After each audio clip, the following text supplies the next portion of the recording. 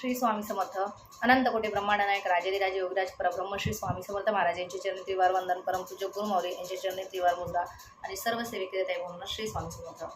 बघा, आज आपण पाहणार आहोत काही तोडगे ज्यांची आपल्याला आपल्या आयुष्यामध्ये खूप गरज असते. कधी कधी आपण खूप आजारी पडून जातो, सगळा दवाखाना आपण करतो, गोळ्या औषधं आपण भरपूर घेतो, पण आपल्याला त्याचा काही फरक पडत नाही. तर यासाठी आपण असे काही तोडगे जर केले तर आपला तो आजार बऱ्यापैकी लवकर बरा होऊ शकतो. त्याचबरोबर संततीविषयी काही आपल्याला काळजी असते, चिंता असते. आपले जे मुलं असतात त्यांच्याविषयी आपल्याला काळजी चिंता असते, त्याच्यासाठी काही तोडगे आहेत. त्याचबरोबर शिक्षणामध्ये मुलांची प्रगती व्हावी यासाठी काही तोडगे आहेत.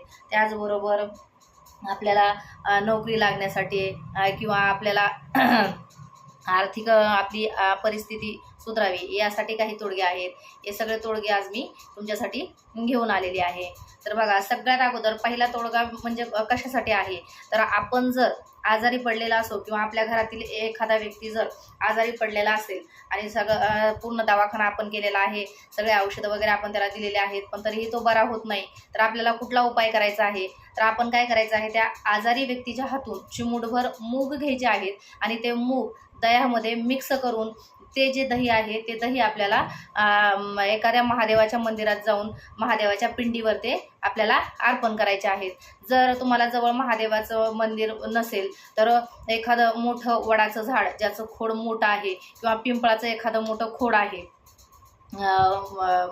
मोठ्या खोडाचं झाड आहे, तर त्याच्या मुळाशी आपल्याला ते दही अर्पण करायचं आहे. अशा पद्धतीने आपल्याला हा तोडगा करायचा आहे, हा उपाय करायचा आहे. त्याने आपल्याला लवकरच, समजा जो आपल्या घरातील आजारी व्यक्ती आहे त्याला लवकरात लवकर बरं वाटायला सुरुवात होईल. त्याचबरोबर आपल्याला अजून दुसऱ्या आपल्या मुलांविषयी काही, समजा आपल्याला टेन्शन्स असतात, काही मुलं ऐकत नाहीत, आपल्या मनासारखं वागत नाहीत. त्याचबरोबर आपल्या मनाची शांतता घालवणाऱ्या काही गोष्टी मुलं करतात. म्हणजे मध्यम वयामध्ये आल्यानंतर 15-16 अशा वयामध्ये गेल्यानंतर काही मुलं खूप विचित्रासारखं वागतात. तर अशा मुलांसाठी किंवा अशा मुलांची प्रगती व्हावी किंवा ते योग्य मार्गावर चालत राहावेत यासाठी आपल्याला कुठल्या गोष्टी करायच्या आहेत, तर सर्वात अगोदर आपल्याला श्री स्वामी समर्थ हा जप आपल्याला 11 माळी करायचा आहे. आणि ही सेवा आपण मुलासाठी आपण आईने केली तरी चालेल, वडिलांनी केली तरी चालेल. आपल्याला 11 माळी श्री स्वामी समर्थ महाराजांचा जप करायचा आहे. जप करून झाल्याच्या नंतर 11 माळी जप करत असताना जे अगरबत्तीची रक्षा पडलेली आहे, आपल्याला अगरबत्ती लावूनच जप करायचा आहे. अगरबत्तीची जी पडलेली रक्षा आहे ती रक्षा आपल्याला आधी मुलाला लावायची आहे आणि त्यानंतर ती त्याला खायला पण द्यायची आहे. अशा पद्धतीने आपल्याला हे करायचं आहे. आणि ही सेवा करत असताना महाराजांना सांगून ही सेवा करायची आहे, संकल्पयुक्त सेवा करायची आहे की तुम्ही ही 11 माळी ची जी सेवा करत आहात ती सेवा तुम्ही का करत आहात हे महाराजांना सांगायचं आहे. तुमचा मुलगा चिडचिड करत असेल तर शांत व्हावा यासाठी तुम्ही ही सेवा करत आहात. जर तुमचा मुलगा वेड्यासारखं वागत असेल तर तो शहाण्यासारखं वागावा यासाठी तुम्ही ही सेवा करत आहात, असं तुम्हाला महाराजांना सांगायचं आहे. जी तुमची इच्छा आहे ती इच्छा सांगूनच महाराजांची सेवा तुम्हाला ही करायची आहे. हा एक उपाय झाला. त्याचबरोबर दुसरा उपाय जो आहे तो आहे दर गुरुवारी मुलांना स्वामींच्या दरबारात त्यांच्या दर्शनासाठी पाठवायचं आहे. किंवा स्वामी समर्थ महाराजांचं मंदिर जर तुम्हाला कुठं जवळ असेल तिथं तुम्हाला महाराजांच्या दर्शनासाठी मुलांना पाठवायचं आहे. त्याचबरोबर तिसरा उपाय तुम्हाला काय करायचा आहे, तर कुत्र्याला तुम्हाला पोळी खाऊ घालायची आहे.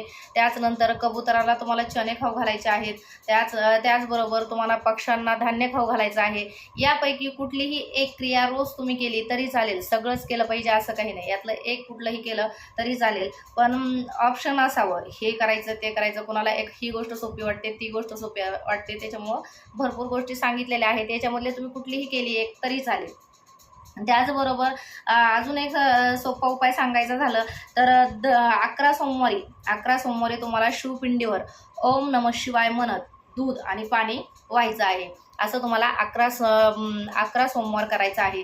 जर जवळच महादेवाचं मंदिर असेल तर तुम्ही ही सेवा अगदी सहज करू शकता आणि त्याचबरोबर आपली सेवा होऊन जाते. आपली महादेवाची सेवा खूप चांगल्या प्रकारे आपली अशा पद्धतीने होऊन जाते. असे हे काही उपाय होते, ते उपाय मी तुम्हाला सांगितलेले आहेत. यातला कुठलाही उपाय तुम्ही नित्य जर केला तर नक्कीच तुम्हाला फरक जाणवेल मुलांच्या बाबतीत. आणि त्यानंतर आपण पाहणार आहोत शिक्षणात मुलांची प्रगती होण्यासाठी आपल्याला काय करायचं आहे.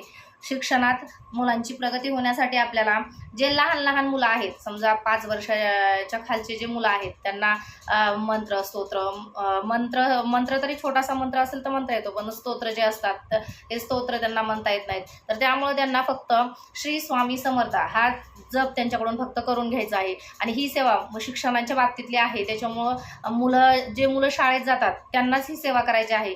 समजा आईनी केली तर चालेल का किंवा वडिलांनी केली तर चालेल का, तर असं नाही. जे मुलं शाळेत जातात त्याच मुलांकडून ही तुम्हाला सेवा करून घ्यायची आहे. तर ते जे लहान मुलं आहेत ज्यांना स्तोत्र वगैरे म्हणता येत नाहीत त्या मुलांकडून फक्त श्री स्वामी समर्थ हा मंत्राचा जप, खूपच लहान मुलं असतील तर एक वेळा तुम्ही हा मंत्राचा जप करून घ्यायचा आहे. 1 माळ. जर ते थोडंसं मोठं बाळ असेल तर ते 11 माळ जप करू शकत असेल तर 11 माळी त्याच्याकडून तुम्हाला जप करून घ्यायचा आहे. अशा पद्धतीने ही पहिली सेवा आहे. आणि जे मोठे मुलं आहेत ज्यांना व्यवस्थित वाचता येते, व्यवस्थित ते स्तोत्र वगैरे उच्चारू शकतात त्याचे शब्द, त्या मुलांना रोज गणपती अथर्व शीर्षाचा पाठ आणि प्रज्ञाविवर्धन स्तोत्राचा पाठ तुम्हाला त्यांच्याकडून करून घ्यायचा आहे. त्यांना रोज ती सवय लावायची आहे की रोज त्यांनी गणपती अथर्व शीर्ष आणि प्रज्ञाविवर्धन स्तोत्र हे म्हणलंच पाहिजे. देवघराच्या समोर बसायचं, एक अगरबत्ती लावायची, दिवा लावायचा आणि मुलांकडून ते रोज म्हणून घ्यायचं. त्याचबरोबर एक सरस्वतीचा मंत्र आहे, तो मंत्रही आपण त्यांच्याकडून म्हणून घ्यायचा आहे. मंत्र असा आहे, ओम नमस्ते शारदा देवी सरस्वती मती प्रदे वसतम मम जीवाग्रे सर्व विद्या प्रदाभव. हा जो मंत्र आहे हा मंत्र सरस्वतीचा मंत्र आहे. हा मंत्र आपल्याला मुलांकडून म्हणून घ्यायचा आहे. रोज एवढ्या 3 सेवा जर मुलांनी केल्या तर मुलांची शिक्षणात प्रगती झाल्याशिवाय राहत नाही. गणपती अथर्व शीर्ष म्हणजे गणपती ही बुद्धीची देवता आहे. आपण जर तिची सेवा केली, गणपतीची सेवा जर केली तर गणपती आपल्याला नक्कीच बुद्धिमत्ता आपली वाढवतात, स्मरणशक्ती आपली वाढवतात. त्याचबरोबर प्रज्ञाविवर्धन स्तोत्र म्हणजे ते तर असं आहे की त्या शब्दातच आहे प्रज्ञाविवर्धन स्तोत्र. प्रज्ञा म्हणजे बुद्धी आणि विवर्धन म्हणजे अशी वाढ बुद्धीची वाढ. सगळं सोपा अर्थ सांगायचा म्हणलं तर बुद्धीची वाढ असा त्याचा त्या शब्दातच अर्थ लपलेला आहे. तर त्याच्यामुळे तुम्हाला हे प्रज्ञाविवर्धन स्तोत्र हे पण म्हणायचं आहे. शक्य झालं तर औदुंबराच्या झाडाखाली तुम्ही हे बसून म्हटलं तरी चालेल, नसेल शक्य झाड वगैरे नसेल तर देवाच्या समोर बसून म्हटलं तरी चालेल. अशा पद्धतीच्या ह्या सेवा आहेत, ह्या सेवा तुम्ही मुलांकडून करून घ्यायच्या आहेत. त्याचबरोबर अजून एक मंत्र आहे, तो मंत्र म्हणजे ओम हय ग्रीवाय नमः. या मंत्राचा 108 वेळा जप मुलांना करायला लावायचा आहे. वरची जर सेवा केली तरी ही परत सेवा करण्याची गरज नाही, पण ऑप्शनल म्हणून मी सांगितलेले आहे. गणपती अथर्व शीर्ष, प्रज्ञाविवर्धन स्तोत्र आणि सरस्वती मंत्र हे 3 जे सेवा आहेत, ह्या 3 सेवा मुलींनी जर रेग्युलर केल्या तर अजून दुसऱ्या कुठल्याही सेवेची गरज पडत नाही. पण ऑप्शनल म्हणून सांगितलेले आहे. जर ते नाही करता आलं तर हे तुम्ही करू शकता. आणि त्याचबरोबर संतती प्राप्तीसाठी काही उपाय आहेत, ते उपाय मी तुम्हाला सांगते. काय करायचं आहे, बाळकृष्णाची मूर्ती जी आहे त्या मूर्तीच्या समोर आपल्या देवघरामध्ये बाळकृष्णाची मूर्ती असते, त्या मूर्तीच्या समोर बसून आपल्याला काय करायचं आहे, संतान गोपाळ मंत्रांचा 108 वेळा जप करायचा आहे. तर संतान गोपाळ मंत्र कोणता आहे, ओम क्लीम देवकी सूत गोविंद वासुदेव जगतपते देही मे तनय कृष्ण त्वामह शरणांगताः. हा जो मंत्र आहे या मंत्राचा रोज 108 वेळा जप करायचा आहे, जोपर्यंत तुम्हाला संतती प्राप्त होत नाही तोपर्यंत. त्यानंतर परत अजून जर काही समजा तुम्हाला अडचणी असेल तर हे पण चेक करून घ्या. म्हणजे पितृदोष वगैरे काही असेल तर पितृदोषही जर खूप प्रचंड पितृदोष असेल तर पुत्रप्राप्ती होत नाही. कधी कधी गर्भ वगैरे राहिलास तर ते पण असं हे होऊन जाणं, म्हणजे काय आवड होणं वगैरे अशा गोष्टी आपल्या आयुष्यात घडत असतात. तर त्याच्यामुळं जर पितृदोष वगैरे असेल आधी चेक करून घ्यायचं. आणि पितृदोष वगैरे जर असेल तर त्र्यंबकेश्वरला जाऊन नारायण नागबली या नावाचा एक विशिष्ट विधी असतो, तो विधी आपल्याला करून घ्यायचा असतो. तर आधी चेक करून घ्या आहे की नाही तुम्हाला समजा, आणि जर असेल तो दोष पितृदोष तरच तुम्ही ही सेवा करून घ्यायची आहे त्र्यंबकेश्वरला जाऊन. आणि त्याचबरोबर अजून एक काय करायचं आहे, तर दर रविवारी सायंकाळच्या वेळी म्हणजे 6-6:30च्या टायमिंगला पिंपळाच्या झाडाखाली तुम्हाला दिवा लावायचा आहे. दर रविवारी ही सेवा तुम्हाला करायची आहे. ही सेवा पण तुम्हाला तोपर्यंत करायची आहे जोपर्यंत तुम्हाला गर्भधारणा होत नाही, तोपर्यंत ही सेवा तुम्हाला करायची आहे. त्याचबरोबर अजून एक सेवा आहे ती म्हणजे ज्या औदुंबराच्या झाडाखाली म्हणजे एखाद्या औदुंबराच्या झाडाखाली दत्त महाराजांच्या पादुकांची जर स्थापना झालेली असेल तुमच्या जवळपास कुठं, तर तिथं तुम्हाला रोज 108 प्रदक्षिणा घालायच्या आहेत. ही सेवा ही तुम्हाला जोपर्यंत तुमची इच्छा पूर्ण होत नाही तोपर्यंत ही सेवा तुम्हाला करायची आहे. अशा पद्धतीच्या ह्या काही 2-4 सेवा आहेत. या सेवापैकी कुठलीही एक सेवा तुम्ही जर रेग्युलर केली तर नक्कीच तुमच्या आयुष्यात फरक पडू शकतो. त्याचबरोबर नोकरी मिळवण्यासाठी तुम्हाला कुठली सेवा करायची आहे, अशा ह्या काही सेवा आहेत. या सेवा जर तुम्ही केल्या तर नक्कीच आपल्या आयुष्यामध्ये सुख, समाधान, आनंद आल्याशिवाय राहणार नाही. त्यामुळं सांगितलेल्या ज्या सेवा आहेत त्या सेवा नक्की करून बघा. नक्कीच अनुभव त्याचा आल्याशिवाय राहणार नाही.